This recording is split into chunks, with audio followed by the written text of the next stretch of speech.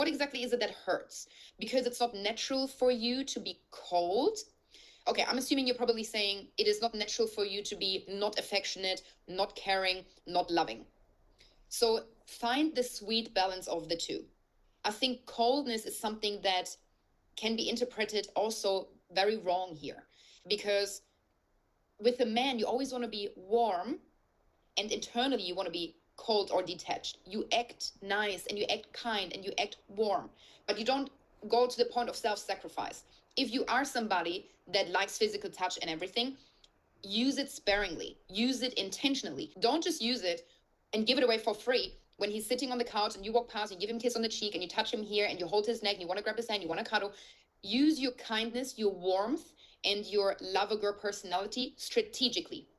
You don't have to mirror his every move and every step, because otherwise, if he has a wall up and you have a wall up, what's going to happen? You're never going to talk to each other again. You got to be intentional with this. It's almost like, it's like a trap. You come across kind and warm and sweet and loving and innocent, but internally you have a poker face. You know what you're doing. There's a strategy. There's a strategy behind every touch, behind every smile, behind every look, you know? And this is what the fun part about being a woman is. This is what seduction is. Not overly being affectionate in your words and physically because you want to please him, but because you want to please yourself. You know, when you ever sat on a dinner with a man and you're literally enchanting him with your whole being and your feminine energy and your look and your eyes and the way you touch your hair and the way you smell and your body language and everything, and then touching his hand intentionally, even while he's driving, touching his neck intentionally while he's driving. It has a sensual touch to it.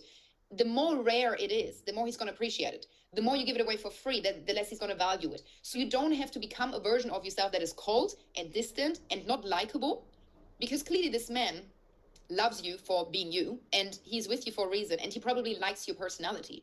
But just remember to not fully be in this lover girl mindset where you're clouded with infatuation and dopamine and love, that you cannot see what a relationship is. And I mean, what is a relationship? It is somewhat transactional.